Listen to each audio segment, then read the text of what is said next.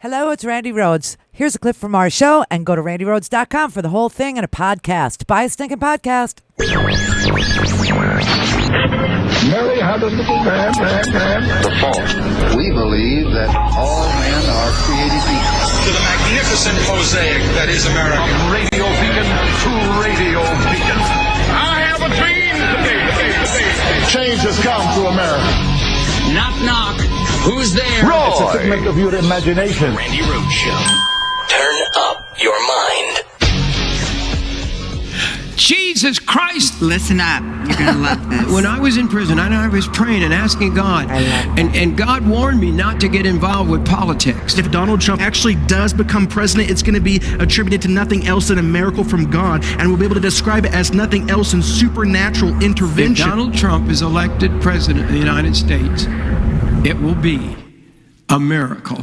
One of the things we've done around here, we stick them under coffee tables and end tables.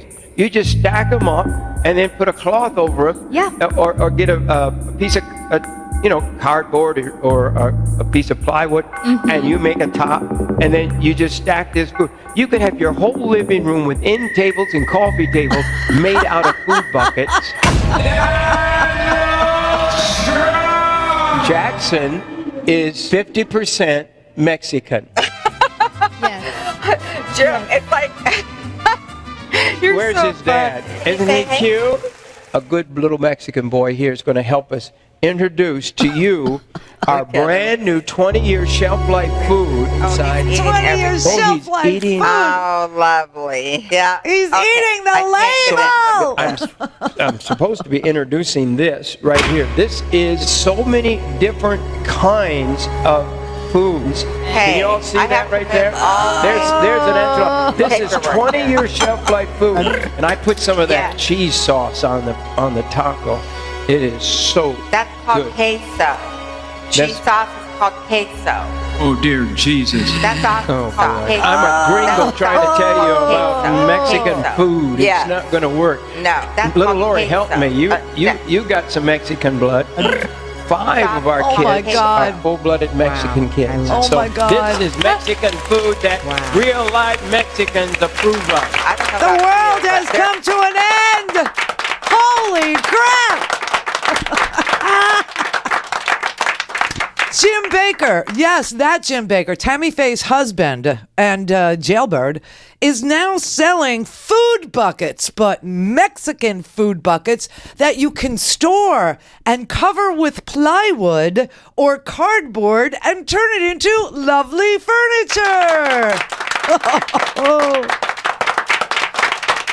And then with your giant food bucket furniture, you'll be able to entertain guests at the same time you let them know that you're insane. What a dark, dank world these people live in, that they watch this stuff. And that he's really selling this stuff. This is crazy. And did you know Jim Bakker was back on the TV? Did you have any idea? I mean, I didn't. I knew he was out of jail because Tammy Faye died. She said, what? He's coming home? Kill me now, Lord. And he did. So, I mean, this Fiesta bucket, this is what they're doing now. This is the new prepper food. This is a Mexican food with a 20-year shelf life. The only place Mexican food lasts for 20 years is in your arteries, people. Wow. He's also selling, I mean, I could let this go. This thing is like 5 minutes long. I could let this run. He keeps on introducing these babies and small children and, tweens and insisting that they're half Mexican and forcing them to eat this damn food. Forcing them to eat it. Or apparently God will strike you dead or send you to some condo where, 900 other people are also going to be because he oversold, But these food buckets are, he also sells them as plastic poop buckets. He also sells Bible buckets. And God help you if you get your buckets confused. You'll poop in the Mexican food, you'll eat the Bible, and that's the best The best scenario I could come up with. Oh my God. These people with the Donald Trump, and they say, oh, this was pre-election. They say if Donald Trump wins, it'll be a miracle, a miracle. What is with you and miracles? What is with, a blind man seeing is one thing. That is a miracle. But giving a mentally ill narcissist con man the most important, powerful job on the planet, that requires supernatural help from someplace else. I am your father. Wow. So what kind of a miracle was that? That's not a good one. It just isn't. But Jews don't know about miracles. You'd have to show us, because what do we have? Christmas is coming up, and we'll celebrate with an oil lamp that burned longer than anyone expected. Woohoo!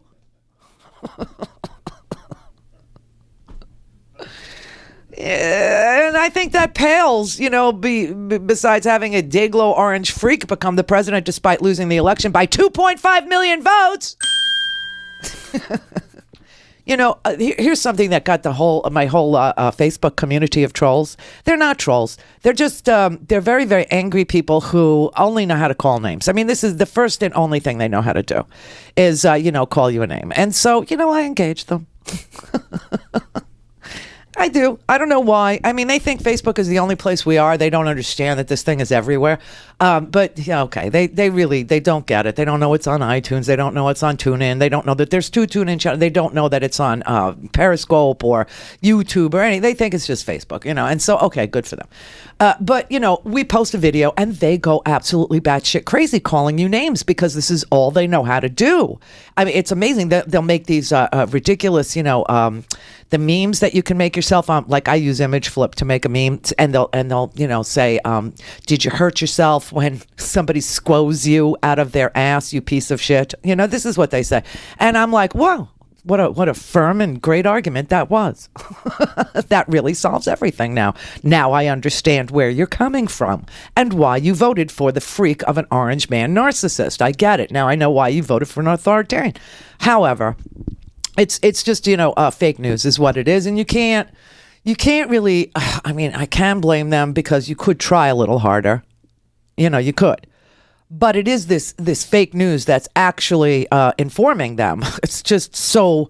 It's such a bizarre thing that's happened here. People have figured out that you can post anything you want. Obviously, the internet is a wild, wild west. It's a free zone. You could do pretty much whatever, and you can make money off of it by selling ads on whatever the story is. You just make a banner, a space for a banner ad, and then you go to Google AdSense, and Google AdSense will review, and then they'll approve you, and then you could put up whatever damn article you could write whatever swill you want to. You could just imagine the news. You can make up the news. You can, use aggressive language, whatever you want to do, and then you can pump it out. And you get money by how many people click on it and see the ad. That's how you make money off of fake news. So, okay. What this tells us is that there is so much fake news out there, but it also tells us something about the people who read it. Now, this Pizzagate thing, this is a perfect example because I didn't understand it until yesterday. I didn't understand what that story was or that it existed or what the story was about or any of that crap because I don't read fake news.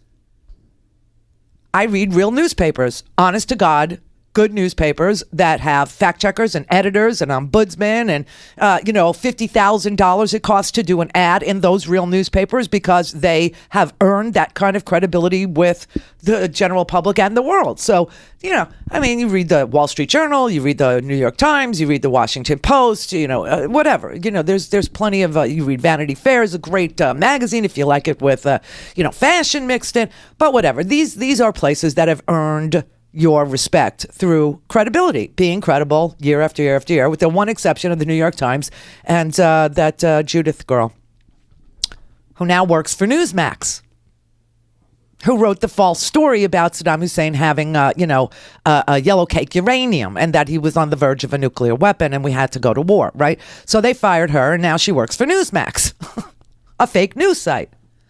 Okay, now in any other year, a story like a Pizzagate would get laughed out of the room. when I looked into like what this story is, because they were calling me a pedophile. Okay, this is maybe not me personally, although I'm sure they meant it that way. But they were saying that I supported a pedophile. I was, harboring and hiding a pedophile ring and sex slaves. And I was like, what are you talking about? I mean, I really didn't understand it. I really didn't understand it. So I started looking around. Now it turns out these fake news stories have been retweeted by the likes of Michael Flynn, who's being considered by the Trump administration for what? Secretary of State? And his son, who is his chief of staff, retweets all this crap. And so today, 50 organizations have stepped forward and said to Trump, you have to dump Michael Flynn. This is a guy that tweets and retweets conspiracy theories.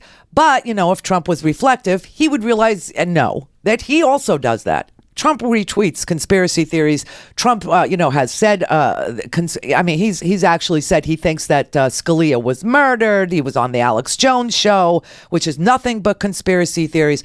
But, this is the reason why Pizzagate made it onto the radar screen, not just because people were calling me a pedophile. I've been saying that stuff for a really long time, and I just thought it was just one of the many names that they call me, because they call me everything. But no, there was a gunman who went into this ping pong pizza place, hence the name Pizzagate. And I told you yesterday, he brought an AR-15 and also had a .38 shotgun with him. Anyway, it turns out that Flynn has been retweeting the story. His son also retweets it. And his son today still stands by this Pizzagate story. He said, you have to prove that it's not true. So now we're going to be, if we take their bait, we'll be stuck all day trying to prove a negative, trying to prove that something doesn't exist, and it doesn't. But this armed gunman went into this pizza parlor, which is right where I used to live, Northwest Washington, D.C. And he went in there with this semi-automatic machine gun and a rifle, and he shot a couple times. He didn't hurt anybody. Thank God. Guy was a bad marksman. But it seems like he's from North Carolina, and he was there to self-investigate the fake news. You see what I mean? This is why it's so dangerous. This is just like, and Fox does it too. It's like Tiller the baby killer, Tiller the baby killer, Tiller the baby killer. This was Bill O'Reilly's mantra for God knows how long, because the ratings were okay. Oh, and by the way, can I just tell you something? Cable news doesn't have the kind of viewership that you people out there think it does. I mean, on a very, very good night, they'll have 3 million people. This is a 20-year-old cable station. 3 million people? 20 years old, same people day in, day out with news models and body paint? And the fabulous Greg Gutfeld, really? And only 3. And that's the best of the best, okay? That's 3 million is the best of the best. Typically, they have less than 1 million people, okay? So just so you know what you're really, watching and getting news from. Anyway, Tiller the baby killer, right? He screamed this forever. Bill O'Reilly did, until somebody actually went and killed Dr. Tiller, literally murdered him.